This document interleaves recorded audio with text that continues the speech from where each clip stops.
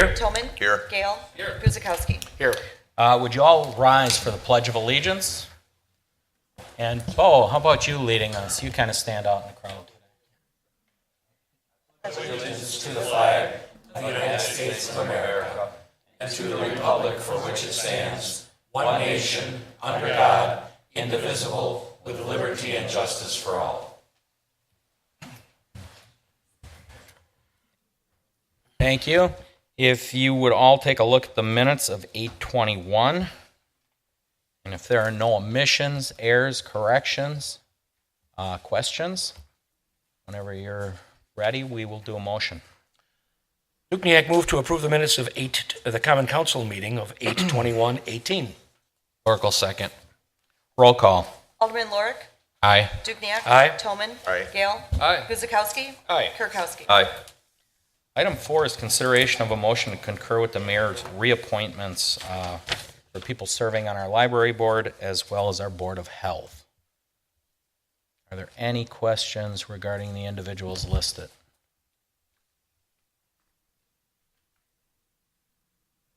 Seeing none, motion.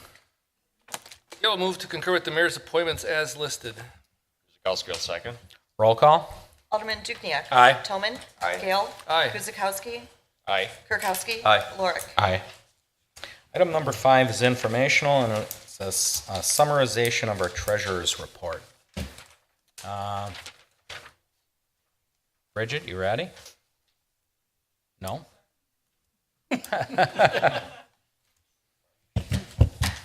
Barb is out of town, so she is not here for her treasurer's report. I would say that we have slowed and it is business as usual.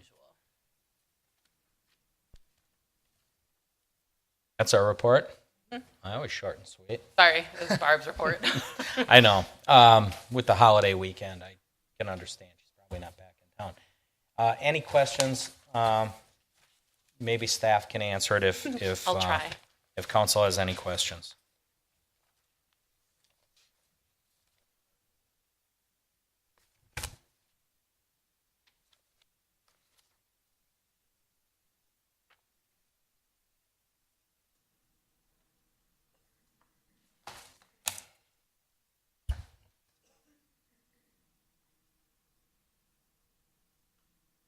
Everybody okay? Okay. We will move on to item 6, another informational, and it's the review of winter parking restrictions. So we're going to turn that one over. Andrew, you starting that one out? Yeah, I'll just I'll be brief and then turn it over to management intern Bo Bernhoff to put together the presentation we'll view and then some of the recommendations as well. But we are, as a staff, as per the council report, just following up on a review from, or a request from the certain alderpersons to review what we do from a prohibition of winter parking standpoint, i.e. the winter parking policy. That is something that, you know, we get questions about from constituents every year, it seems. So we thought it's probably time to take a look at that, let you know what alternatives exist, and then ultimately provide some recommendations for you on how we move forward from a policy standpoint. So I'll turn it over to Bo. Thank you. So, as Andrews mentioned, our aldermen are receiving calls every year just regarding winter parking. There's a lot of questions regarding what they can and can't do. There's a little bit of confusion on when tickets are being issued and when tickets aren't being issued. So I looked at this policy. I looked at other municipalities that are in the same range as Oak Creek size-wise and in Milwaukee County. It's in the packet if you want to reference it. So basically, for the steps that I took in this policy analysis, I used our current policy to just kind of analyze what we do and how we do it, if it's done right. I talked with other staff members. I talked with our police chief, Steve Anderson. I talked with our dispatch officer to see what kind of calls we're getting, how often we're getting them, and what we can do to help with that. I also looked at the fiscal impacts that took place. If you refer to the packets, I have some numbers in there. I also took the collection of the possible policy alternatives. So I looked at other municipalities. I saw what they did, compared them to what we do now, and to see which ones work, which ones don't work, and which ones could apply in Oak Creek. I then took an analysis of these alternative municipal policies and considerations and tried to apply what we could do today. So our current policy in Oak Creek is December 1 and runs to April 1. During this time, there's no winter parking or street parking during the winter between the hours of 2 a.m. and 6 a.m.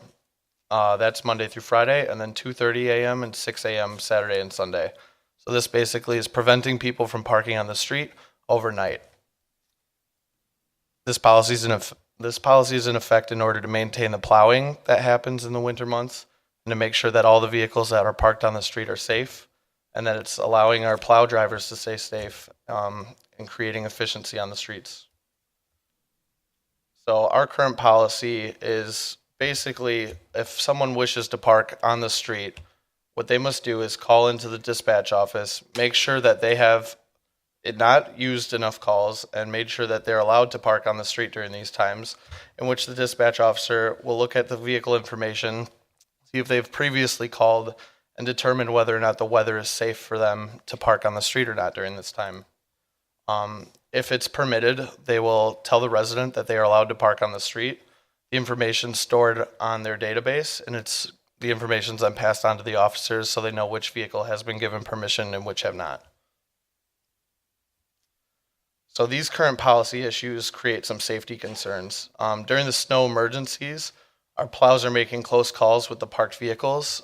In Oak Creek currently, I've discussed this with our DPW workers, and I've gone on some ride-alongs with some of the DPW guys during the snowstorm, and they determined that there's not that many vehicles that are currently parked on the street, and they've been doing a safe job at not damaging any vehicles, any mailboxes, or anything of the such in the recent years. The problem right now is the growing community. Oak Creek is changing, obviously, and there's been some different variations of our community sizes. So in order to make sure that the plows are creating a safe environment, it's an issue. So the alternatives that are to consider, based on the information gathering that I've done through other communities, keeping the current policy is an alternative to consider. The pros and cons remain unchanged. It's satisfying the greater good, but we can also tweak the current policy to make sure that it's more effective in our current days. We can change the policy to allow alternate parking on the streets with the odd or even numbers during the winter months. Some communities do this with more dense urban populations, such as downtown Milwaukee, where they have a parking ratio crisis. Oak Creek doesn't see such crisis right now. We could switch to a paid permitting process. A lot of communities do this now. It's not very popular amongst community members to have to pay a certain amount of dollars to park their car on a street once or twice a month when people are visiting during the holidays. Or we can eliminate all winter parking prohibitions except during a snow emergency. So our recommendations. After discussing this with other staff members through meetings, our large leadership team meeting and our small leadership team meeting, it came to a staff recommendation to maintain our current policy and to initiate some minor changes that might help us grow as a community. These changes might be limiting the overnight parking restrictions Monday through Friday versus Monday, changing it so it's not Monday through Friday, so that it's Monday through Sunday, kind of limiting the confusion on the hours. We can increase the number of approved special permissions, which are currently 3, but that's also changing. We can clarify with our police chief's discretion for when the policy can be enforced. Basically, so if someone calls in, we can give our police chief the discretion to view the weather, and instead of giving a maximum number, just deciding when he can or can't enforce this law. So when it's not snowing, people should be allowed to park on the street overnight because our plows aren't going to do the runs with no snow. So examining our potential alternative number 1. So the first one is the alternative side parking. This is a compromise alternative. Snow removal, safety, it's changing. So if you do this, you're going to have more cars allowed on the street. Yes, the plows will know where they are, but it's going to increase our chances of damaging some of these vehicles. It's not the most safe standpoint. Our potential alternative number 2, eliminating the winter parking restrictions. This is probably the least desirable outcome because now we have no control on what vehicles are where. It's just not something that we want to put our plow drivers in. So why our current policy is working. Oak Creek's continuing to grow as a community. we have to maintain this safety, but we also have to make sure the policy is effective and fair. Everyone should know the policy and understand the policy so that they know when they're in danger of getting a ticket or when they know it's okay to park. Our staff also agrees that with the continued direction of our police chief, the current policy will work and will remain to keep our community members safe. As the community continues to grow, the policy can also grow with this. Looking back at our recommendations, our parking permission, changing it will just allow people to be educated. They won't be confused on that half hour when I can park there overnight. It also lets people that have more family members, have that less stress on them during the holiday times when they have 6 or 7 people in their driveway and giving them that space to put on the street. So are there any questions, comments, or concerns? Alderman Rich Dukniak, 3rd District, and Bo, thank you for the presentation. I am on the Traffic and Safety Committee, and although there have been no comments from residents in the 3rd District, being part of that Traffic and Safety Committee, a significant amount of concern from, I'm not quite sure what district it is, but it would be the northwest side of town, in the Cedar Hills area. That's Greg's district. Yeah, so there certainly appear to be challenges for residents in that area. So I guess what I would ask, first off, to my fellow aldermen, any issues in your districts other than Greg's in the second? Because at the safety and traffic and safety committee meetings, there was good representation from those neighborhoods and concerns about the regulations as they now stand. But anyone else? Alderman Mike Toman. I think most of those calls are coming from Greg's district and my district too.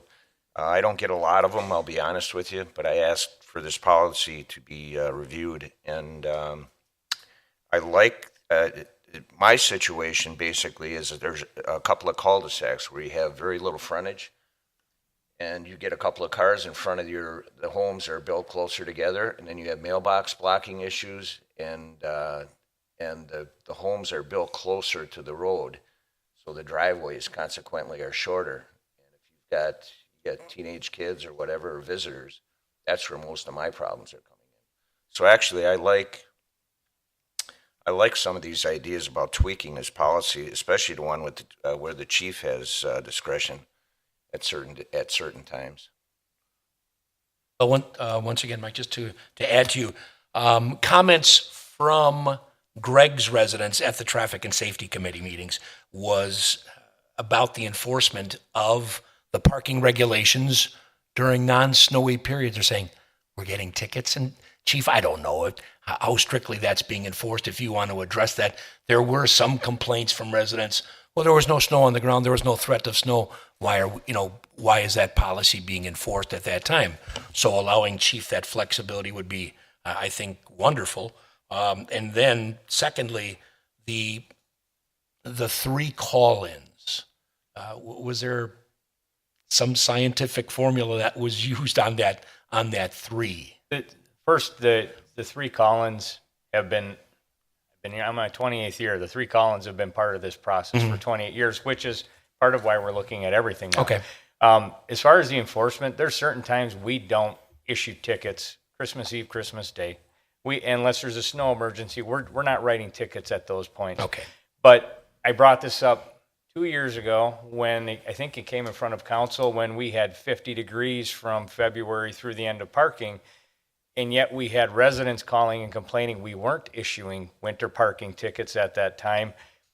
And realistically, yes, we have discretion, but the ordinance asking for when we are going to do this, that's where I think it comes into line, giving me the discretion or my designee the discretion to say we're not going to issue tickets.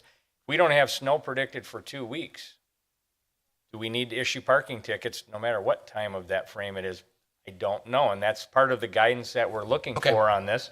But part of it is the 3. I can't answer what that originated from. It's been there since I've been a member of the department. I know we have complaints. I know which cul-de-sac we're referring to. I've taken a lot of calls from residents. I I have kids as well, and part of what we looked at is, and I'm probably going to speak out of turn slightly, but with garages, people aren't using them to park their cars anymore. I've had one resident call and complain that they did not want to have to shuffle cars around in the morning. I can't, or the city can't fix that problem. Changing the enforcement of winter parking is not going to fix that problem. It's a convenience for that person, but it doesn't fix the issue, because on the east side, if you get lake effect snow in the middle of the night, and that's what winter parking is for. So the street department, DPW can go and clear in the morning. That's part of what that's for. There may be no snow at Howell Avenue, and they can still get 2 to 3 inches near the lake. And so winter parking is in effect for those reasons. If we hit those long stretches, that gives me the authority to say, we're done issuing at this point. And I'm okay with that. Okay. But I think that's a little bit of asking, I can make that, but the governing body for the ordinance is right up here when we're looking at everything. I spoke with Bo throughout this process. He's been very open-minded to what everybody's doing. I think he put a very good presentation with options together. Okay. Just real quickly, I add my 2 cents in here. What we have is a perfect example of public policy. It's not perfect. We are trying a one-size-fits-all approach because it's the easiest, and you get those instances. Mike mentioned some in his district on the cul-de-sacs. That's a real issue. The majority of the issues are more likely what Steve had referenced, where, well, I park my boat in the garage in the wintertime, or I have, all of my kids have moved back after college, those kind of things. That is a thing. It's real. But the other 95% of the community doesn't have those issues, and they don't want to pay for plow service to go back 2 and 3 times to clean these streets up when the parks, when the parked vehicles want to vacate wherever they were from. So you got to kind of pick a middle ground. And I think perhaps that if we can craft some language as a staff that maybe just gives the chief a little more discretion, because he needs that kind of in writing, because as he mentioned, he gets the other side of it. Well, your ordinance is on the books. I don't like my neighbor. I don't like that they're parking in the road overnight. I know that this law exists.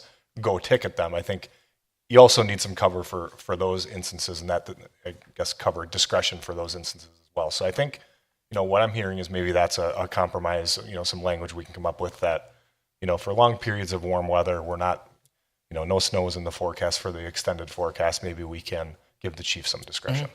And Chief, thank you for your input. And I guess if there were to be a recommendation, that's the one I would make, is allowing Chief some of the leeway to determine, when to really enforce those regulations. Those are the comments that we got at the traffic meeting saying, my goodness, why are we being ticketed when there is, again, it's 40 or 50 degrees out and there's no snow on the ground. And then we would get the comment, don't the police have anything better to do? I can guarantee you we do. Yeah, I know you do, without a doubt. One other thing with this, and I think Bo addressed it and he touched on it, we're working with IT, but the call-in process, our ordinance, these tweaks will fix it. Our ordinance right now, the efficiency behind how people can register their car is a big thing. We're hoping to make this process smoother. Okay. Because that will take, right now dispatchers are being tied up answering all of these phone calls when we can possibly come up with another alternative that we're working on right now through our CAD system, if that becomes an option for us. So that being said, if that's done, if the 3 times is something that we want to address and the other language, the process will still continue. We're still going to get 3 to 5 people that are going to call and complain about this. Okay. Chris? At a minimum, every year I get 3 to 5 people, and I've had conversations with Chief Anderson as well. Part of what's happening in the 6th district is that we're on the southwest part of the city, so we have a lot of apartments / condos that are going on there. So you have people that are trying to look for places to park because they just don't have any room to park other than the one spot in their driveway per se. So they're calling because they're looking for a spot to park, but the winter parking rules are in effect, so they can't go on the street. On the flip side, they're also calling that when people are parking on the street because they shouldn't be parking on the street because it's winter. So you can't win, but it looks like that we're trying to come up with some type of compromise here, and that's kind of what I'm hearing. And the 3 strikes and you're out, or whatever the rule is, or you're calling it the 3 strikes, or what's that called? The 3 times? They were able The to 3 call in call-ins? for one license plate 3 times throughout this season. That's what the rule has been.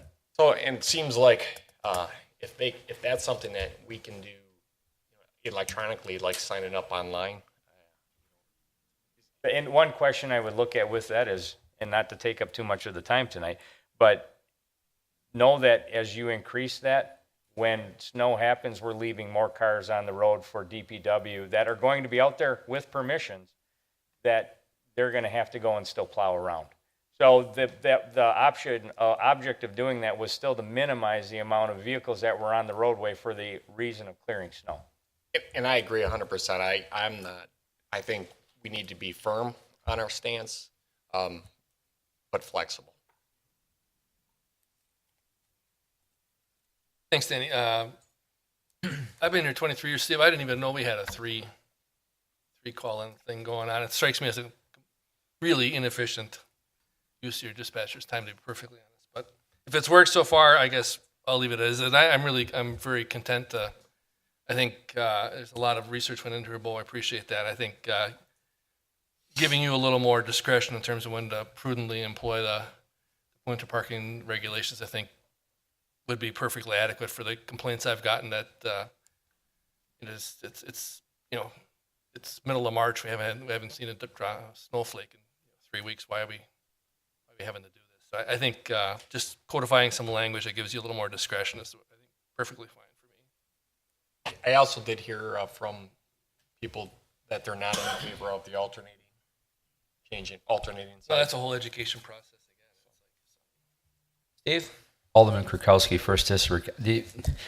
I really don't have a problem in the First District other than some residents would like to know if it could be shortened from April 1st to March 15th. But if the chief is given the discretion to enforce or not enforce it, so that would alleviate that problem. The biggest calls I get is cars are left on the street for a couple of days, and the resident will call and say, well, how come it doesn't have a ticket? Well, maybe the owner of that car called the police and they have permission. So that's how I handle that. As far as alternate street parking or stuff like that, I think the chief already made the comment that you let people park out there. The plows are going to have to come back out, plow the street afterwards, and they're just incurring more expenses. So we don't need to do that. So I'm happy with the way it is, and let the chief have some discretion. Greg, anything? Actually haven't gotten any calls directly. They've all gone directly to traffic and safety. But as somebody who's gotten a few tickets in the wintertime and has a teen driver and a work vehicle and work trailers, I do park on the street often, so it would be nice if they could be tweaked. So when there's no snow on the ground in the wintertime, I can do that and not pay a ticket. Right. I have to agree. I've gotten tickets in the past too when I had a work vehicle. I think giving discretion to the chief would probably be the most prudent way to go, using common sense. The key is communicating when that happens, because that could change very quickly in the winter, as we all know. Even though we don't see snow, we could see ice, and we'll have salt trucks out. So you'd really have to get the communication down to the public as to where they check to find out if you are enforcing or not. That would be my only 2 cents. So, but thank you, Bo. Appreciate that. Cool. Thanks, Chief. Next, we have a presentation for the GFOA Distinguished Budget Presentation. Bridget, you're Good smiling. evening. You got an award. I am excited. I will have to say that. Excited that we are here getting to announce to the council as well as the public that the city did receive for our 2018 budget the Government Finance Officers Association, or GFOA, Distinguished Budget Presentation Award. By receiving this award, we also accomplished a significant objective from our strategic action plan. So under financial stability, we had 2 objectives about the budget: evolve the budget document as a financial blueprint and communication device, and prepare a budget document for the GFOA budget award and submittal to demonstrate city commitment and financial transparency. So I will say there were some skeptics among us on whether we would receive this award or not on our first attempt. And we did, which is really exciting and a testament to all of the hard work that everybody put into evolving our budget document and making it a useful tool and a transparent tool to help the residents as well as our own staff understand the budget better. This award is truly the gold standard for local government budgeting practices. In 2017, only 22 Wisconsin communities received the award. And so far for the 2018 fiscal year, we are one of 6 at this point. So just, this really is a big tool and a something to be proud of. Attached in your council packet is the press release and the actual paperwork or paper award. We will receive a plaque that we can add each year that we receive this award, another little button that will display publicly, I believe down here, but site to be determined yet. I really want to take a moment to thank Karen Castenson, our Deputy Comptroller, Andrew and Leslie Flynn, our communication coordinator. They really put in a bunch of additional work to transform the document. Our department directors and division managers, I also want to thank because we had some additional requests for them last minute during last year's budget process. So now it'll just be updating and tweaking a little bit. Also in the packet is the 27-item criteria that we needed to meet, which was definitely daunting when we reviewed our prior year budget and realized what we needed to really add into it to evolve the document. But there were enough of the parts, bits and pieces in other policies or other areas that Finance Committee had worked on prior to this point that it was really pulling that into the budget document as a whole, which made it a much larger document, but there's more information there. With it being our first year, we actually requested that a representative from GFOA would be here to present the award. Apparently that's a past practice, so they sent us a video. So I have a very brief video for this.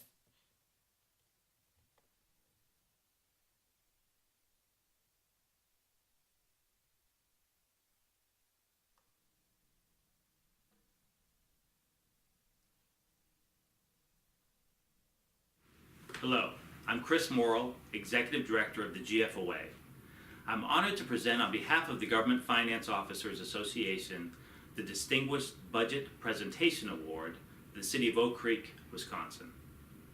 The Distinguished Budget Presentation Award has been promoting the preparation of high-quality budget documents since 1984. The purpose of the program is to encourage and assist governments to prepare excellent budget documents for the benefits of citizens and other parties with a vital interest in a government's finances. To earn the Distinguished Budget Presentation Award, the City of Oak Creek had to meet the program's demanding criteria. Such a record reflects the professionalism and commitment of finance teams as well as many hours of hard work. This is the first time that the City of Oak Creek has won this award, which is for the annual period beginning January 1st, 2018. Program reviewers in particular praised your strategic goals and capital sections. Nice job. The Government Finance Officers Association hopes that this award to the City of Oak Creek will serve as an example and encourage others to strive for the same high standards in their own budget documents. Therefore, it is my privilege, on behalf of the Government Finance Officers Association, to present to the City of Oak Creek this Distinguished Budget Presentation Award. To learn more about GFOA and about this and our other award programs, please go to gfoa.org.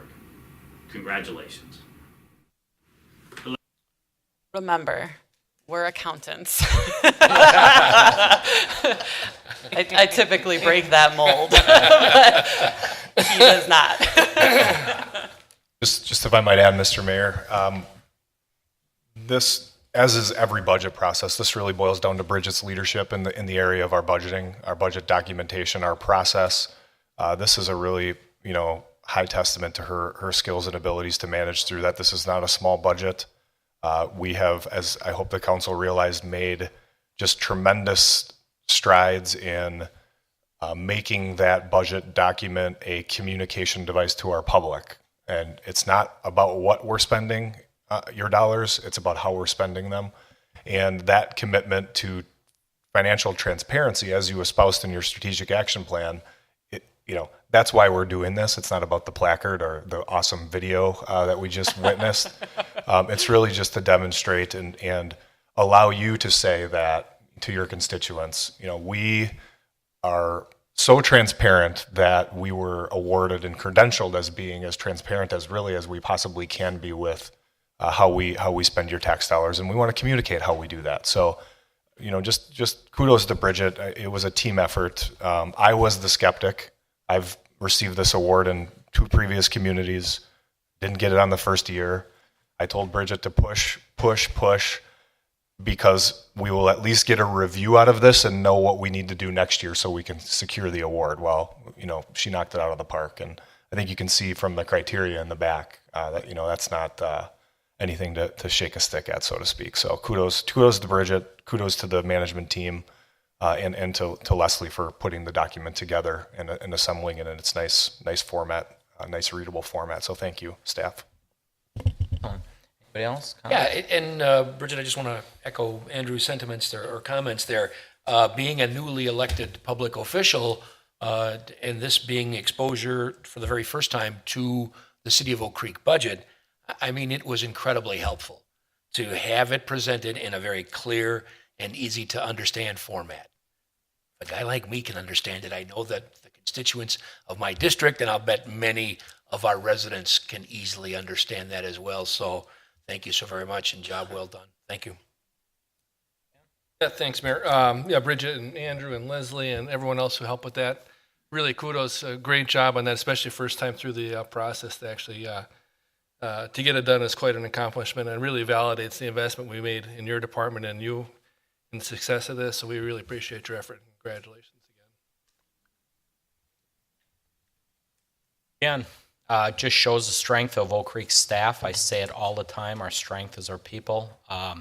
Again, it's not surprising that we got it the first time out, because I always say we have the best staff within the area. So again, congratulations to everybody that helped you get that award. Oak Creek couldn't be prouder. Thank you.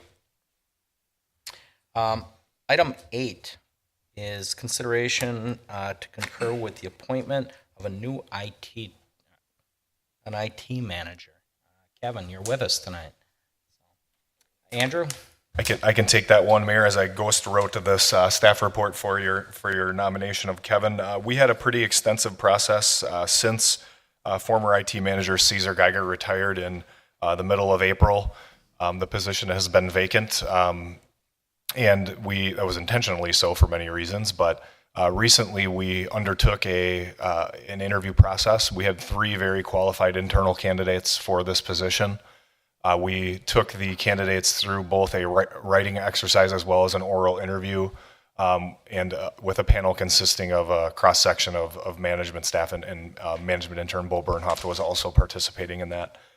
And we had a great crop. We have a great crew. I think Kevin would be the first to tell you we have a great crew, a young, energetic crew, knowledgeable crew in our IT department.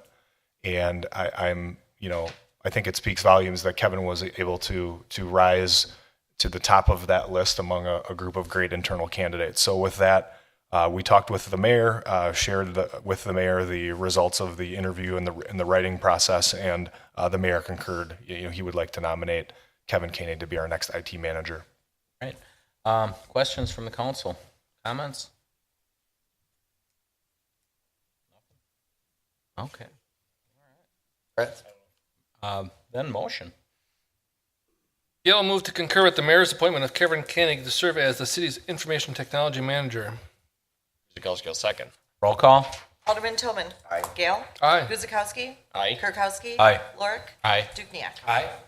Great. Congratulations, Kevin. Thank you. Item number 9 is consideration of a memorandum of understanding between City of Oak Creek and the Labor Associates of Wisconsin, who represent our street department.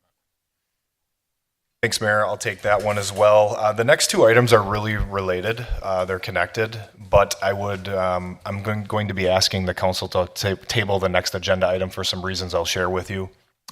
Just error on my part with the notation on the agenda and on the top of the ordinance. That item, the second item, the actual contract is not time sensitive. We'd like to get this MOU approved tonight, and then we'll bring back the contract for the next meeting. But just a little background for the folks in the audience and those at home. The city has 3 labor unions. One of them is a non-public safety union, and of course our police and fire union each have union representation. This group, called the Labor Association of Wisconsin, is approximately 46 non-public safety folks in the city organization. And as it went, Act 10 severely limited the ability to bargain wages, hours, and working conditions. And what Act 10 said was for non-public safety bargaining units, non-public safety union employees, you are limited to the ability to bargain up to a base wage increase that's determined by the state of Wisconsin. And that is all that you can bargain. So this is a pretty simple bargain every year. But I would comment and say that in many years following the Act 10 and the new bargaining landscape, CPI was very, very low. We had a year with a negative CPI, and just 2 years ago, the base wage increase for these folks was 0.33%. So it's nice for them to see the CPI increase, and as you'll see in this MOU and I guess next time on the agenda for the labor contract itself, the personnel committee, which is also our labor committee, our bargaining committee, I should say, chose to give this group the full base wage increase of 2.25%. Now, our contract for the law employees actually ends August 31st and begins September 1st of every year. It was really unique. It's really unique per all of the other labor agreements we have, as well as wage adjustments and other considerations that happen 1/1 of each year for the non-represented employees.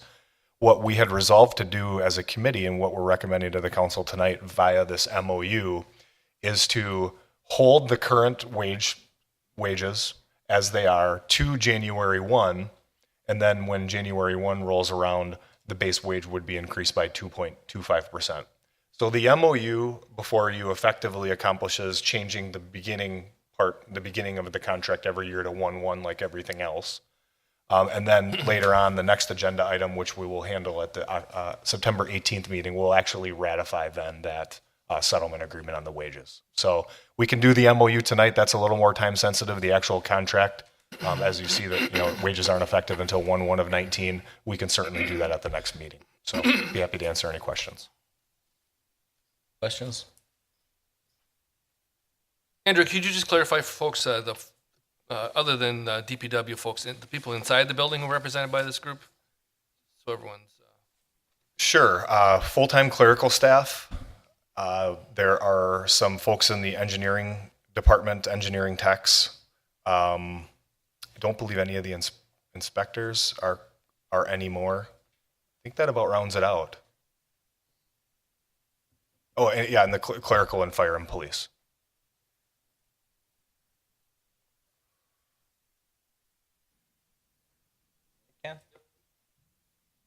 No other questions? Motion. Bill move to approve a memorandum of understanding between the City of Oak Creek and the Labor Association of Wisconsin extending the 2017-2018 labor contract from August 31st, 2018 to December 31st, 2018. Guzekowski, will second. Roll call. Alderman Gale. Aye. Guzekowski. Aye. Kirkowski. Aye. Lorik. Aye. Dukenyak. Aye. Toman. Aye. Again, item 10, we're going to ask for a hold. Andrew, you want to go any deeper with it, with why you want to hold the ordinance? Sure. Just a misnomer on my part. I didn't catch this until late Friday, and I wasn't. I think the agenda was published, so figured we could just handle it this way. Yeah. It actually says, as you'll see, the nomenclature, if you will, on the agenda item 10 is fixing the salary ranges, salary, wages, and allowances for non-union general management. So we are dealing with, of course, the law group, who are unionized folks. So we'll just touch that up and bring it back next meeting. So could we get a motion to hold item 10, please? Guzekowski will make a motion to hold ordinance number 2912 for until the September, which? 18th. Meeting.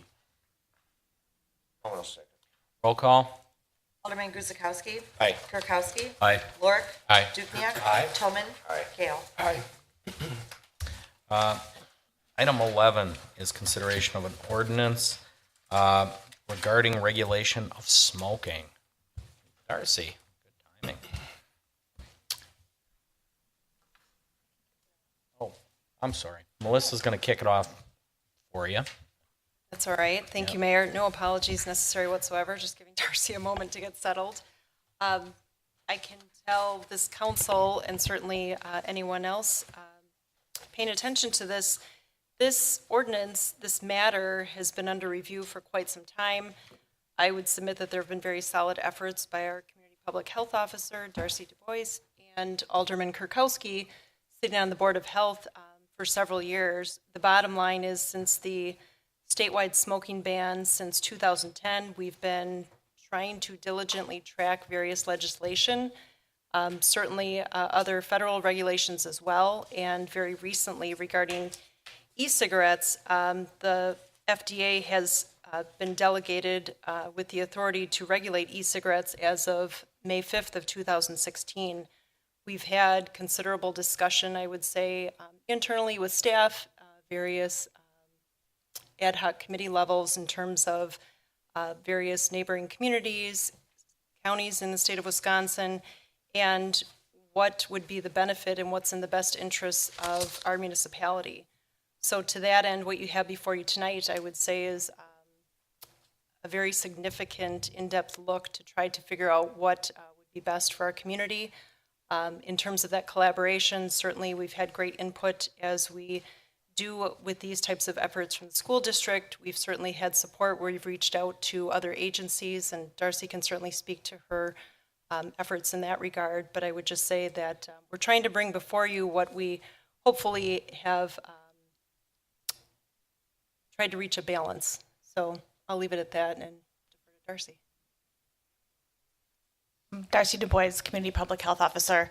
As Melissa mentioned, this is an issue that has been coming up over the last couple of years. The Board of Health has revisited it several times in the last 2 or 3 years and has proposed adopting this amended ordinance.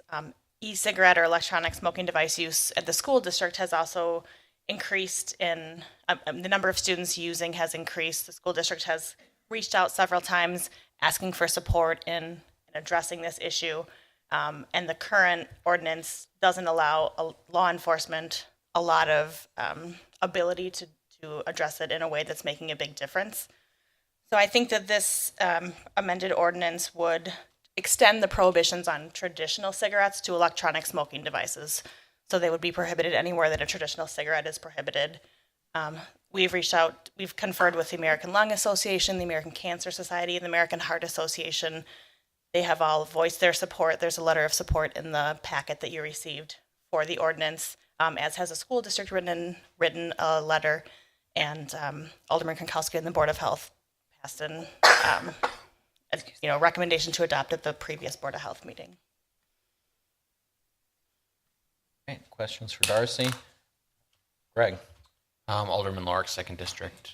I was just curious. I noticed that it notes use under the age of 18 is prohibited. Is that what it has been in the past? I think that, and Melissa can speak to this, or certainly the chief can as well. I think that the current ordinance or the current legislation is specifically around nicotine or tobacco products. And the chief can speak more to it, but I know they've been limited because not all e-cigarette solutions that are used in the devices contain nicotine. And so it's been a little tricky to regulate. And Steve Anderson, Chief of Police.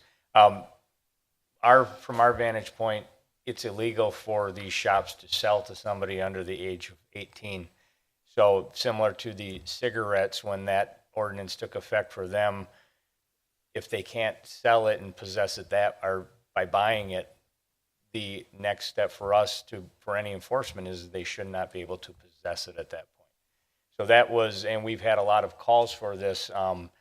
And we've talked to the shops about this and have done enforcement, but that's where the 18 level comes in, but through state law. And as Darcy stated, there's a lot of different components being used in these devices, and not every single one of them contains nicotine. Where I believe the ordinance does a very good job of capturing all of that at this point. You know how with the new ordinance, I guess in the past, were there consequences at the high school level for kids caught at school, and whether or not will that change with this new ordinance? Well, and one thing is we've talked in length a little bit about this, but it's not up to us to dictate school's policy. It's up to the school to handle their procedures within the school. If there's somebody that is having a problem, the SROs would have the ability to issue a citation, but they don't always have to. The school can still deal with that. This will give us the ability to issue citations to somebody that's under the age of 18. But the school can handle all of the other internal stuff on their own through their policies. And the school district has developed kind of a discipline matrix, they reference in their letter, around e-cigarette use or vaping, which works to a certain extent, but they have voiced that frustration that they can't go to the next level with the SRO can't currently issue a citation or anything beyond what the school can do. Questions? Comments? Comments. Steve? Excuse me, Alderman Kirkowski, First District. Echoing what Darcy said about how long this process has taken, there's been a lot of discussion about this, gone back and forth with Melissa and Darcy, Board of Health, a lot of people trying to fine-tune this to exactly what's going to fit. And I'll just want to add that I had a meeting with the athletic director at the high school, Scott Holler, about several things, and one of the comments he did make was that the lack of an ordinance regarding e-cigarettes, it kind of prevented them from taking action because, as Darcy said, and the chief even said, that they can do one thing, but they can't go any further because there was nothing further to go to. And this will help fill that void. So there's a lot of work, and I hope that it passes tonight. Thank you.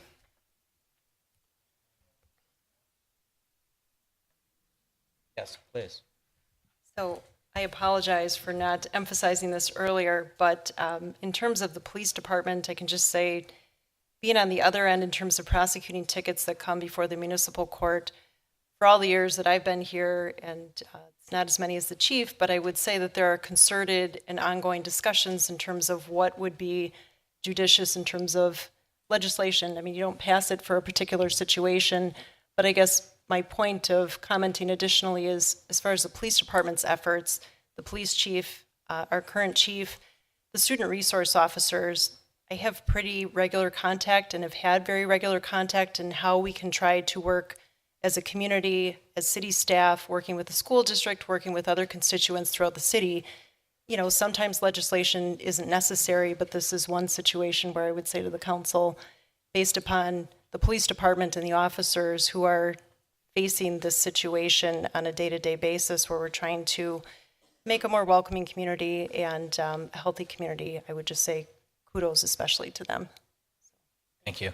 And I would agree with Melissa. It's very hard to write an ordinance that covers just everything from A to Z. Sometimes things fall through the cracks, and again, 10 years ago, nobody had seen these things coming. So the community I think this is a step in the right direction. Thank you for all your hard work, because the deeper you get into it, the more holes you see. So it's tough. Nothing else. Steve, anything? No, if not, motion, please. Kirkowski make a motion, council adopt ordinance number 2909 to repeal and recreate section 11.47 of the municipal code regarding the regulation of smoking. Oracle second. Roll call. Alderman Kirkowski. Aye. Lorik. Aye. Dukenyak. Aye. Toman. Aye. Gale. Aye. Guzekowski. Aye. Item 12 is consideration of a resolution for a certified survey map for the Sikh Temple of Wisconsin for the properties at 7502, 7512, and 7518 West Howell Avenue. Doug. Thank you. Good evening. This CSM or certified survey map actually will combine the lot at 7518 Howell Avenue with the Sikh Temple property, and which will be consolidated into lot 1. And if we can, sorry, Tim, I didn't ask you to put it up on the screen, but if you could switch that over for me, we can show that for folks. So lot 1 would also include on the east end of the property over here. It would also include an easement for open space as an addition to existing stormwater drainage, utility, and ATC or American Transmission Company easements. So just as a note, staff has recommended that those easements be depicted or referenced on the first page of the CSM, just for clarity's purposes, so people can see that, when looking at the first page, when looking at the map. Planning Commission has reviewed the CSM, and they have, at their meeting of August 14th, recommended approval of it to the Common Council. With that in mind, a motion or an ordinance is prepared for your consideration for approval of the CSM. Thank you, Doug. Any questions from council? Comments? Steve? Mayor, Alderman Kirkowski, First District. Doug, what is the status of that section that's Zone B4? Vacant, the house, and it was supposed to be sold and developed into some sort of commercial. Yeah, that actually has been purchased by the temple. Okay. They have rezoned it, and now via this certified survey map are consolidating that into the temple property proper. Right. Sorry if I missed that part about rezoning. Last meeting, I think, Steve, we did that. Oh, okay, I'm sorry. Jet lag still. Okay. Anything Sorry, else? thank you. No, thanks. If nothing else, motion, please. Kirkowski make a motion to adopt resolution number 11984-090418, approving a certified survey map for the Sikh Temple of Wisconsin, Inc. for the properties at 7502, 7512, and 7518 South Howell Avenue. Oracle second. Roll call. Alderman Lorik. Aye. Dukenyak. Aye. Toman. Aye. Gale. Aye. Guzekowski. Aye. Kirkowski. Aye. Great, thank you, gentlemen. Item 13 is License Committee. I'd like to turn that over to Alderman Kirkowski at this time.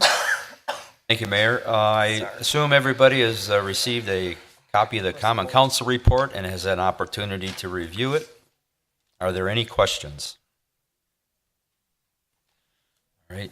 Seeing no questions, Kirkowski will make a motion to adopt the License Committee recommendations as listed on the September 4th, 2018 License Committee report. Oracle second. Roll call. Alderman Dukenyak. Aye. Toman. Aye. Gale. Aye. Guzekowski. Aye. Kirkowski. Aye. Lorik. Aye. Item 14 is consideration of our vendor summary report. Please direct your questions to Bridget. You have an item to note of correction on item number 7.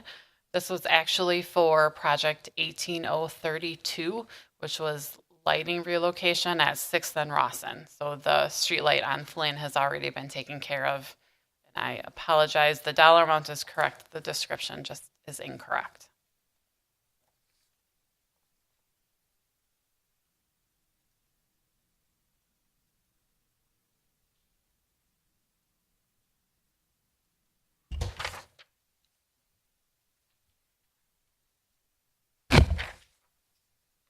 And when you're satisfied, motion. I'll move to approve the August 29th, 2018 vendor summary report in the combined total amount of $391,803.43. Guzekowski will second. Roll call. Alderman Toman. Aye. Gale. Aye. Guzekowski. Aye. Kirkowski. Aye. Lorik. Aye. Dukenyak. Aye. Okay. Before we do item 15 and consider going into closed session regarding the Ryan Business Park, we have some residents that are here that wish to speak. So I'd like you to come up and speak now, although not a public hearing, but come on up, Mike. I want you guys to get your input in before we go into closed session. So. Mike Dudzik, 1350 West Daniel Lane. I'm here today to urge you to vote no with regard to the single user proposal under consideration today for the Ryan Business Park due to traffic congestion concerns. The current plan calls for all employee and all truck traffic to enter and exit the property via South 13th Street. and I believe this will create a near gridlock situation on that roadway at various times due to the heavy volume during the day. First, 360 trucks will be scheduled to access the property daily.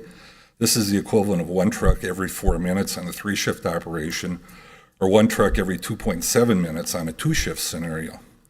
Couple that with up to 1,000 employee vehicles entering and leaving the venue at shift change, I can't see where this type of volume can be handled on this county highway, even with improvements. Highway V is already 4 lanes north from Colders to the Ryan Road intersection today, and is constantly and continuously backed up with current traffic levels northbound.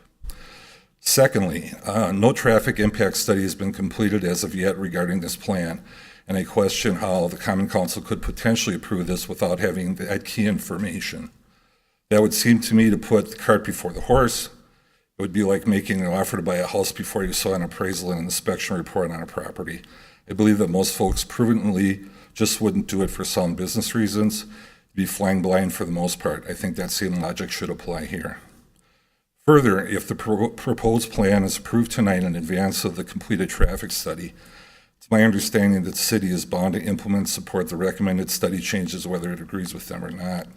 If the study says to route all this traffic to go south through the residential areas where there are children, school buses at all, that is what would be required to be implemented even if you disagree with these conclusions. It's a done deal. And approval tonight in advance of the completed traffic study and subsequent review of the same effectively locks you, and you have little to no discretion moving forward. That being said, I would again urge you to vote no to this plan for the reasons I have stated. If you do vote no, I would, however, also suggest moving forward that the developer submit a revised plan to allow for all or most of this traffic to enter and exit the property via Ryan Road north and northeast of the site. To me, this is a much more workable option. It's a state highway. There would be little to no residential impact, such as what existed with the 13th Street option, and traffic flow would be almost equidistant to the I-94 and Highway 38 Howell Avenue intersections with Ryan Road, which could serve as another major thoroughfare to alleviate and disperse the traffic volume. Thank you. Thank you, Mike. Anybody else like to come up? Come on up, sir. We'll take them all at once, and then we can address any of it.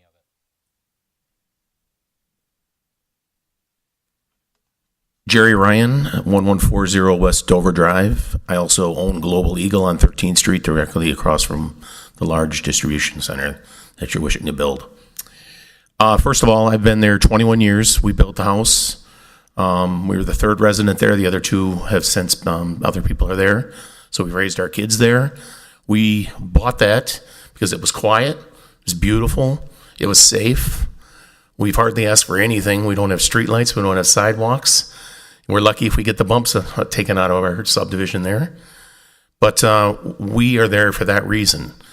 And for any of you to say that it's going to benefit us would not be true. It's going to benefit a lot of you people because you people are going to build something that's going to make a lot of money.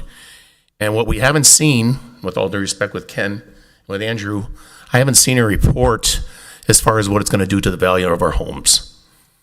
That is very important because there are people, and I speak for a lot of people at English Air that we've spoken to, they're ready to pack up and leave because they think their values are going to go way down. No clear data has been done on this. And one of the biggest reasons is because of the discretionary of this large distribution company. We all know who it is, and I've done some research, and one of the biggest problems is there's no large distribution company that's been built with of this company around residential areas or on top of them. That's a huge problem. They're in my backyard. I'm going to be adjacent to where Mike Faber is going to build his building. And, you know, it's going to look like Miller Park to us. And all I'm saying is a lot of people are going to jump ship if you guys don't do something about some hard facts of what it's going to do to our values. Thank you, Jerry. Yes, ma'am.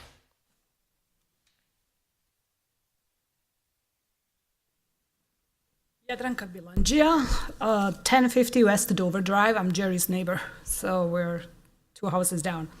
I also have a question. I was at that last meeting with the wetland thing, so none of you were there, but that one gentleman who left. Oh no, he was here. Yeah. I asked a question what is going to be right facing our backyards, because there's empty lot right now. So that huge building that you're planning to build, it's not right next to us. So the gentleman told me there is going to be another building there. So they're going to have another building that we never talked about with 30 docks. So that means 100 more trucks per day to 13th Street. They don't even have exit to Ryan. They have to go to 13. What is going to happen to us? Our kids cannot ride a bike as of now. They cannot go out of that subdivision on a bike. It's so dangerous. 13th Street is dangerous already. The traffic, I cannot believe that something like this can be approved, everything off the 13th Street. And this is like a Ryan Business Park, really? That's a tricky name. It has nothing to do with Ryan. Thank you. Thank you. Come on up, sir. Hi, Steve Hine, 10,001 Southampton Drive, and those are my neighbors as well. I think to reiterate what people have said, the fact that there's been no, I was here at the meeting the other day and we had a 15, 20-minute discussion on whether or not there was going to be enough parking spots for a 20-bed residential facility, and what are we going to do? How are we going to make sure we have that? And then here you have this monstrosity is going to be built. I don't see how it's going to be anything but make westbound Ryan Road and northbound 13th Street unusable for the residents of this city. As Jerry said, property values matter. I mean, this is to say that this is not going to affect our property values is ludicrous. Where's the discussion of what's going to happen with that? Where's the discussion of perhaps the developer needs to compensate us for the fact that we're losing these money in the property values? As you're considering to vote, I just like to think about if this is your backyard. You all live in Oak Creek. It certainly seems good, as Oak Creek as a whole. Well, look at what this is going to do for the city. But I guarantee you would not be as adamant to pass this if this was what you were going to see out your backyard. And so I'd like you to consider the fact that these are our backyards that we're going to be looking at. The night sky is going to be gone. It's going to be light all the time. Traffic, as Jerry was talking, we were talking with Jerry the other day, those truck drivers need to take a leak. Where are they going to go? They're going to go right over that berm, right in his backyard. What's going to happen? People are going to be stealing stuff off of people's decks. I mean, this is really going to be a massive impact on our living conditions. And I'd like you to take that into consideration besides just the fact that there's going to be a 20-year down the road advantage to the city. I'd also like to state, and I wasn't here when the discussion of the TIF district was brought up, but I really have a hard time understanding why this lot qualifies as a TIF district. In the definition of a TIF, it says blighted land. To me, land that has instant access to a major freeway, it's on a state highway, and is right now perfectly productive agricultural land. The fact that somehow was decided that would be qualified as a TIF, I think is the big lunacy of this whole operation. But that ship has sailed. So I really think I would like you to take into consideration as you're deciding on your vote, what if that was your yard that you were looking out of? What are those your windows looking out on that land? Because it really is going to decimate the lifestyle of our subdivision. Thank you. Thank you. Come on up, Yvonne.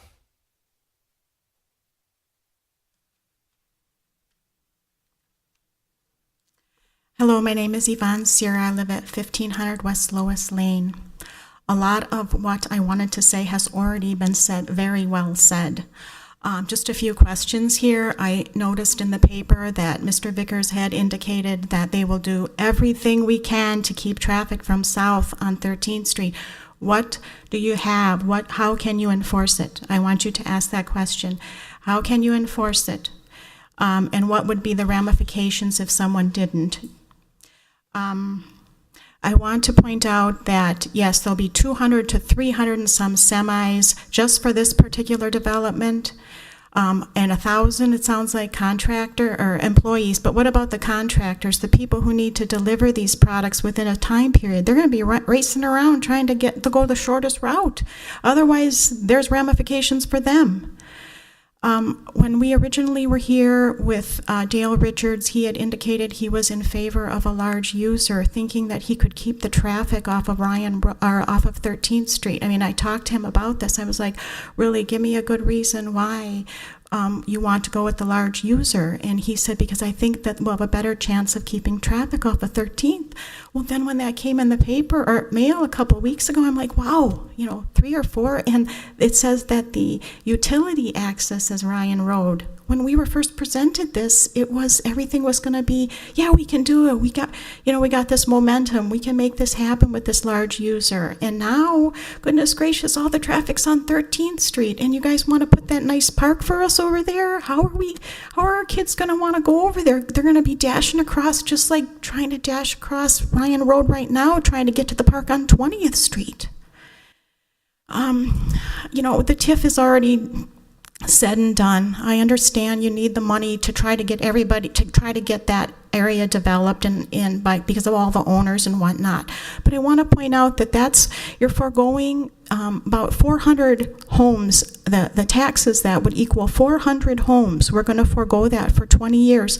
But the people in that area have to put up with all of the chaos that is going to happen with that development for 20 some years. And we're not going to get a payback on it. I mean, we have to,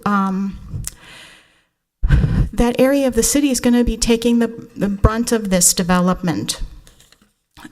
Sorry, I just had all over the place here. One other thing, if this is a planned unit development where we're trying to get the whole area together, why are we only looking at one parcel tonight? Why is that preventing you from using Ryan Road or the developer? I have to ask that. If this is something that, we need the TIF money to get our arms around this whole thing, why are we only limited to this little parcel that we want to get through tonight? Why is that the case? I question that because the traffic study is not done yet, and that is a disservice to the people in our area.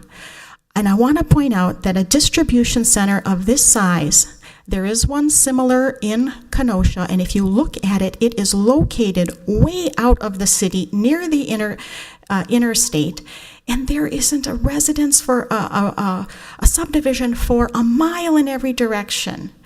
And I feel that this development, if this goes through, you will have a very difficult time trying to get your arms and getting. It is going to be something that cannot be controlled. I feel that it is going to be a permanent tornado set down in that area, and we're going to be taking the brunt of it. Please take into consideration all of the comments that were made by my neighbors tonight. Thank you very much. Thank you.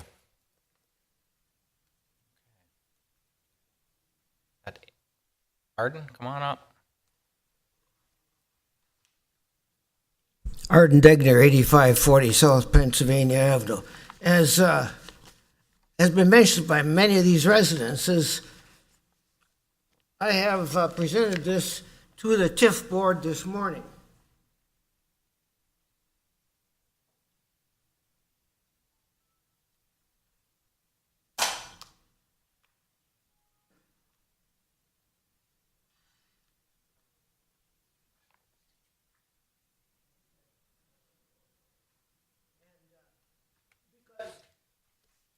It is exactly as the residents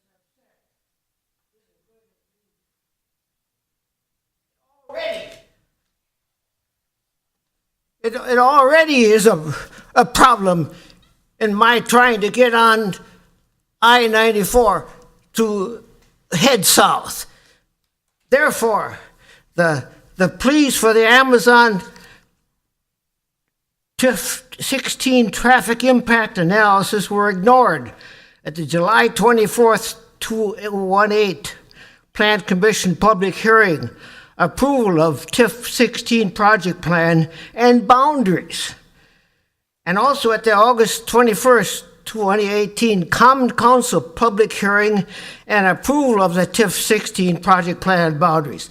The TIF 16 expenditures listed shall advance the public purpose to improve transportation utility services that will be impacted by expected traffic forever. Accordingly, this proposal The I-94 half change at Elm Road shall change to install the eastern ramp for Elm Road that intersects 13th Street, County Trunk V, which then is a half mile north to Oakland Road, plus a 3/4 mile north to the Ryan Business Park entrance on 13th Street. The cost of the truck route Elm Road to 13th and Oakwood to State Highway 32 is a total of $50 million. The Wisconsin SER manager advised that the construction plans are available because we do have to have an alternative to access this southeast part, the residents, to access I-94. Ryan Road can't handle this. Thank you.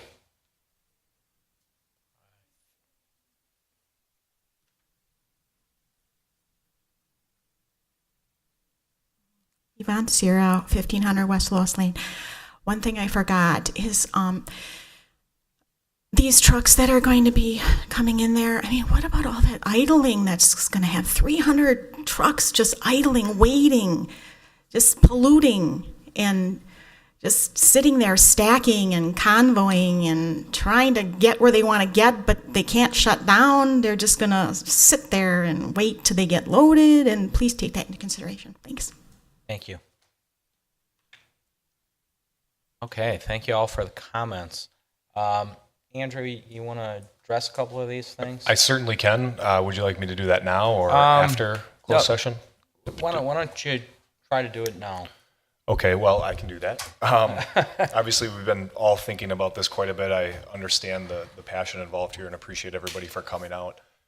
The main message that I want to get across here, and why the staff is, ultimately going to be recommending to the council that we move forward with this proposal, is we had a lot of discussion in our strategic action plan as a community that we wanted to focus our land use decisions based on the actual land use and the right fit. And I know that this development or any development is probably going to be too close to home for English Air. I think we all understand that it couldn't be far enough away. It couldn't be small enough. There couldn't be as, minimal amount of trucks that would make things not the exact way that it's been forever for you folks in the neighborhood. We obviously are changing the landscape out there pretty drastically, and I think we all acknowledge that. So, but when you look at this piece of property, when you look at this business park, why would the city be interested in developing it for light industrial manufacturing uses? It has been, don't know if the residents know this, but as early as, and if not earlier, in our 2001 comprehensive plan as a community, the future land use for this acreage was split industrial and commercial, with the industrial side of that split being directly adjacent to the neighborhood English Air. So why is that, and why is light industrial an appropriate land use there? It's exactly the reasons we're talking about and you're concerned about, and that is because this is a perfect geographical area to actually handle this traffic. It is the confluence of a state highway and a county trunk highway. It's a couple hundred yards off of an interchange. This is a land use that fits well in this park, and I know I couldn't talk you folks into that. I wouldn't talk me into that if I were in English Air either. So with that being said, on the surface, why the potential user, why these future users would locate here, it's because of the transportation system. A lot has been said about why would the city council or plan commission members do this absent a TIA, a full TIA, which isn't complete. It's in, I believe, the state hands for their review. Well, because the TIA will be what the TIA will be, and that's exactly what the developer will have to build to ensure that traffic is not congested in this area. The big one being obviously the intersection of 13th and Ryan, but definitely 13th Street as well.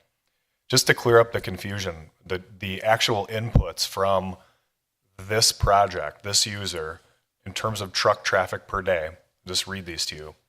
They have an off-peak, which is 46 to 48 weeks out of the year.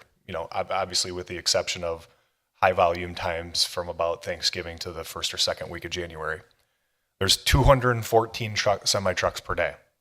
Okay? Now, that doesn't mean 214 unique arrivals. What that means is 107 arrivals, which equates to about 4.46 trucks per hour.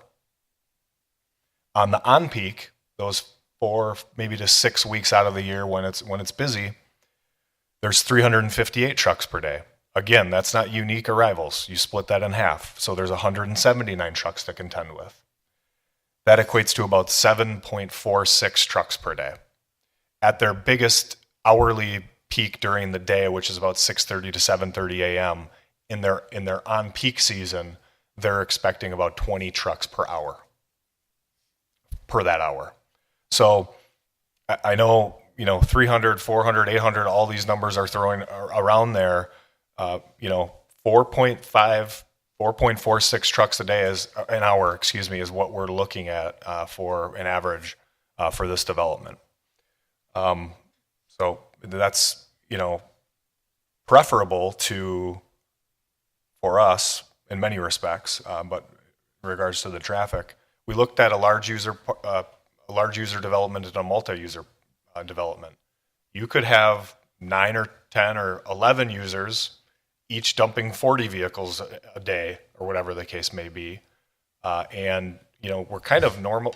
We are kind of creating an unknown into a known with this user. And I know that doesn't resonate with you folks who live in the immediate area, but from our perspective, we know what X percent of the traffic is already going to be for this entire park.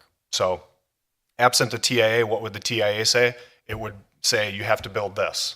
If we had it, we would have to build that. If we don't have it, when we get it, it will be what we have to build. What we have to build to make traffic per the county, per the state, and per the city work in this area. A lot has been said, and I appreciate the sentiments on property values. I could produce some research that says light industrial developments don't have any impact on property values, and there could be just as many, academically credible studies out there that say that it, somehow depreciates the property values. But what I will say is what we're trying to build in the Ryan Business Park is not a heavy industrial park where you see a lot of the, depreciation of residential home values. You see a lot of heavy industry. You see mining and excavation. You see a lot of things that leave the property. Smokestacks, the like, the heavy industrial users, foundries, animal slaughterhouses, those impact your property values. I would go on record saying that they would.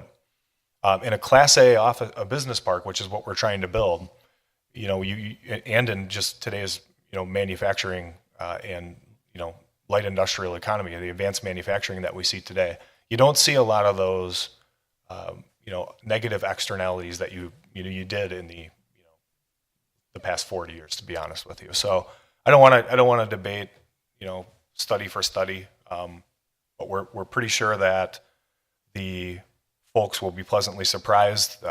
The Oak Creek single-family home market, which is a lot of factors. It's not just your adjacency to a non-residential use. A lot of factors go into that. Just address the parcel immediately adjacent to the 6 or 7 homes, I believe. Mike Faber, Capstone Quadrangle, owns that. I think he's been upfront with you that he will do right by you when the future development comes on that parcel. Miss Sierra mentioned, we don't, that hasn't been a part of the discussion. It's because we don't have there's no plan, there's no proposal for that project. So I would like, as I will be, talking with the council from a land use perspective, there's no other parcel in the city of Oak Creek that can, that is conducive to this development. And to the degree that we can, we will commit to minimizing the impacts on the adjacent neighborhood. And that's our commitment. One thing I should mention, the mitigating truck traffic, making sure the truck traffic doesn't go south on 13th Street. I think that's more than achievable in these design phases of the traffic improvements. More than achievable. So with that, I don't know if I addressed everything. I think I hit a little bit of each of the concerns, but I'd be happy to answer any other questions of the council now or after. Just some of the notes I had. Again, keeping traffic from the south and enforcing it. Bump outs can be used. So when they exit, the concrete takes them only right, which would be north. So Mayor, yeah, those would that could be, be pre-designed. we are, sorry to jump in, Mayor, Yeah, go but ahead. these would be design solutions. These aren't, hey, no right-hand turn guy in the truck, and then we have to have a cop sitting out there enforcing that. That's not, we're not going to rely on that. I think it's more of a, even a belt and suspenders approach. You have the design solution as well as, driver education and regulatory signage, and working with the, the company in the end to, so they understand, the concerns that we're trying to avoid. 13th Street south of this development is not equipped for truck traffic at all. Rural section, back-to-back lanes. It's very unlikely to be, driver appetite to go that way anyway, but I think there's some permanent design solutions that we can put in place to just make sure that that's the reality of the situation. And idling trucks was mentioned. You want to take that one, or should I tell them what we talked about? Sure, yeah, and maybe, I know Greg Skovich with the landlord is here as well, if he wants to address any of that. Yeah, we'll let them, if they're willing to speak to it, that'd be super. And actually, while Greg's approaching the podium, Andrew, I have a question. The numbers that you gave us in regard to the amount of truck traffic, are those numbers, is that the maximum, or is there the potential for somewhere down the road for there to be more truck traffic based upon, again, the size and capacity of that building? Forgive me, I wasn't paying attention. I was thinking about my response on idling. Greg, you had mentioned in the Plan Commission meeting last week how important getting the traffic patterns, getting the congestion or lack thereof, lack of a better term, making sure that this is right. Even if they were to grow, there's going to be capacity built into these improvements, because the number one thing that this user has to promote/avoid is a congested road pattern in here. That does not work well for them, and it certainly doesn't work well for the neighbors in the area either. So, there's obviously going to be some capacity. These are not, hey, you can't do more than whatever number I cited for trucks. And I think they'd be mutually interested in ensuring that they have the extra capacity for years to come. So is it safe, Andrew, to assume then that the traffic or the TIA would have a built-in, overcapacity? The TIA actually looks at the business park, not just the user. The TIA actually looks at the business park and even a wider geographic area in terms of development out until 2039. So there are some future assumptions and projections made on what may come. And one other point that I failed to mention is this is not a single access onto 13th Street. I know that was said earlier. The access, ingress, egress off of Ryan Road is a 4-lane boulevard. It'll be the main entrance for employees for sure. It will be signed as the main entrance, and that's what they're looking to promote, to be the main entrance to the park, and that does connect to the parking lot. So it's not that 13th Street is the only and the primary access. No. Can't speak off the floor, please. Greg, can you just identify yourself, please? Yes, Greg Skovich, 9525 West Bryn Mawr, Rosemont, Illinois. To clean up what Andrew said, the user is just as sensitive to preserving and maintaining a high level of access in and out of the facility, not only so that they can provide staff to work in the building, but also to deliver and receive product in and out of the building. So they have a very high level of scrutiny.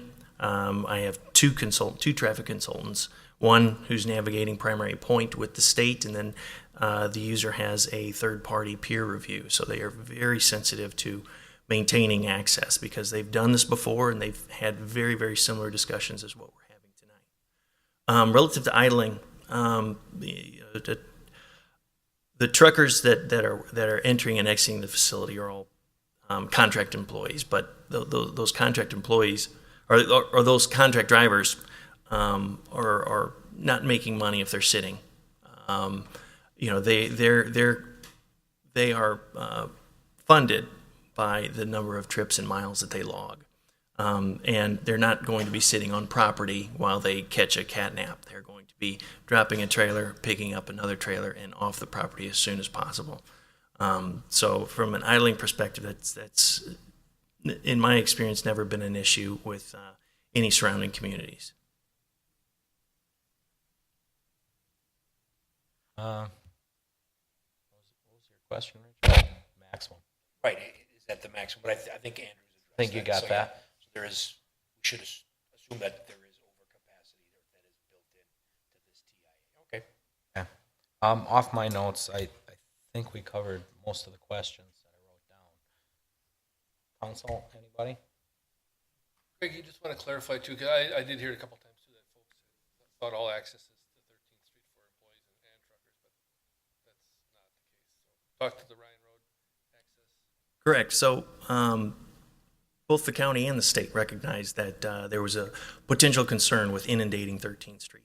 So we went back and forth with the governing bodies, both DOTs, and introduced a solution to where we were promoting vehicular traffic from the associates working in the facility to use the cul-de-sac that's coming off of Ryan Road.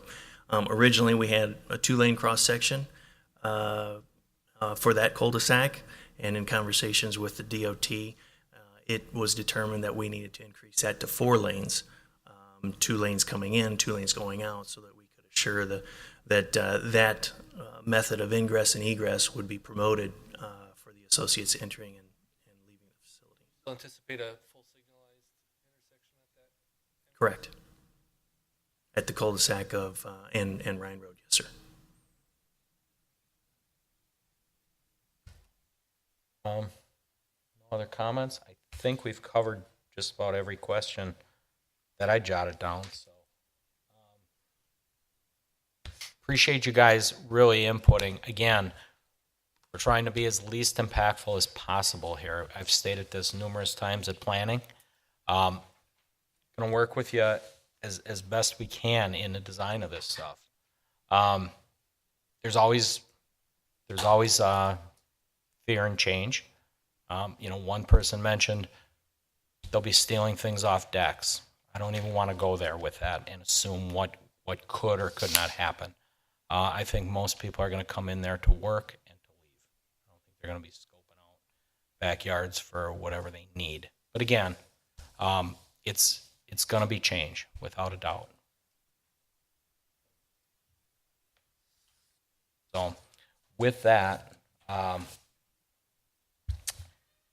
item 15 is consideration of a motion to convene into closed session pursuant to Wisconsin State Statutes 19.85, Parent 1, Parent E, to discuss the following. A, consider a proposed finance development agreement between the City of Oak Creek and Ryan Business Park, LLC. And B, to consider a proposed finance development agreement between the City of Oak Creek and Commerce 94 Project, LLC. President Gale? Thank you, Mayor. Gail will move to convene in the closed session pursuant to Wisconsin State Statutes 19.85, Sub 1, Sub E, to discuss the following. A, consider a proposed finance development agreement between the City of Oak Creek and Ryan Business Park, LLC. And B, consider a proposed finance development agreement between the City of Oak Creek and Commerce 94 Project, LLC. Second. Roll call. Alderman Gale. Aye. Guzekowski. Aye. Kirkowski. Aye. Lorick. Aye. Dukenyak. Aye. Toman. Aye. We'll now convene into closed session and reconvene at its conclusion. Guzekowski will second. Roll call. Alderman Guzekowski.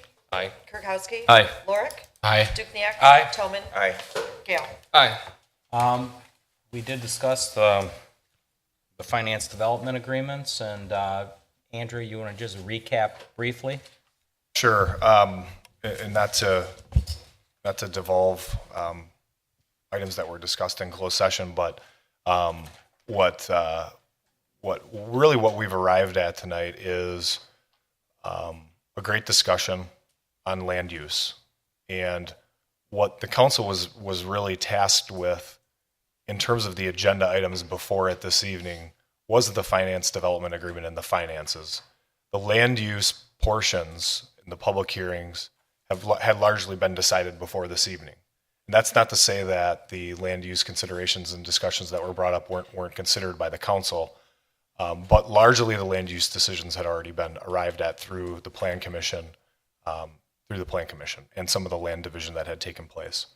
So with that, before the council tonight were two separate development agreements, one with buy-in between the city and Ryan Business Park LLC, and one buy-in between the city and Commerce 94 Project LLC, who is the potential landlord to the large user. I won't get into the specifics of the development agreements because probably not too many folks care about that. But I will say that we've really tried to balance. We don't always hear the public before going into closed session. I understand that was unique. I've only been here a couple years, but that's not the practice. I think to the folks in the audience, their credit for coming up and talking to the council. It was very, very much time well spent. What we have said and what we will continue to say and do is to make sure that the impacts of any development in this area, this user or future users, that the impacts are mitigated to the degree that we can as a city. We will commit to that. We've talked about a few of them tonight. From a traffic access standpoint on 13th, that's one big one. But with that said, the city staff would recommend to the Common Council the approval of these two development agreements, and I'd be happy to answer any further questions from the council in regards to the two development agreements before you. Nothing. Again, I'd like to reiterate, I want to thank you all for coming out. Even though it wasn't a public hearing, we thought it was important you got your voice in before we went back there, even though it was really more about the finances, land use. And again, we've said it at planning. I've stated it here, and I'm going to repeat what Andrew said. We're going to try to mitigate any impact we can with you. We're going to work with you to make sure it's as least impactful as possible going forward. So with that, motion on 18 first, please. Bill's going to move to approve resolution 11985-0904, approving and authorizing execution of a financial development agreement by and between the City of Oak Creek and Ryan Business Park LLC. Kirkowski will second. Roll call. Alderman Kirkowski. Aye. Lorik. Aye. Dukenyak. Aye. Toman. Aye. Gale. Aye. Guzekowski. No. Item 19 for the second agreement, please. Motion. Bill's going to move to approve resolution 11986-0904, approving and authorizing execution of a finance development agreement by and between the City of Oak Creek and Commerce 94 Project LLC. Kirkowski will second. Roll call. Alderman Lorik. Aye. Dukenyak. Aye. Toman. Aye. Gale. Aye. Guzekowski. No. Kirkowski. Aye. And before we adjourn, I just want to wish that everybody stayed dry this weekend and had a great holiday weekend here for Labor Day. And remind everybody the farmers market continues on this weekend at Drexel Town Square. 8 a.m. to 1 a.m. Everything's coming into season. Please get out there and see what it's all about. Motion to adjourn, please. Kirkowski will make a motion to adjourn. Oracle second. Roll call. Alderman Dukenyak. Aye. Toman. Aye. Gale. Aye. Guzekowski. Aye. Kirkowski. Aye. Lorik. Aye. Thank you.